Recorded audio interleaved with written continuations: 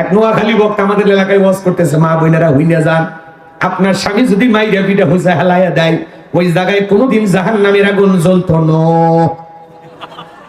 একজন এসে বলতেছে, হুজুর ওই জায়গায় যদি জাহান্নামের আগুন না জ্বলে, বাকি জায়গা কোন জায়গায়? ওই হেটা তো আর কিতাবালা লেহে নাই, হেনি কলেজের ডাহা লইয়া সুদূর বুদুর সুলতান আছে না। হযরতে বেলাল দিকে বলে, মুসলমান হয় যারা মিথ্যা কথা বলতে পারে না তারা। গতকাল রাত্রিতে বিশ্ব নবীর হাতে হাত রেখে আমি কালেমা পড়ে মুসলমান হয়েছি।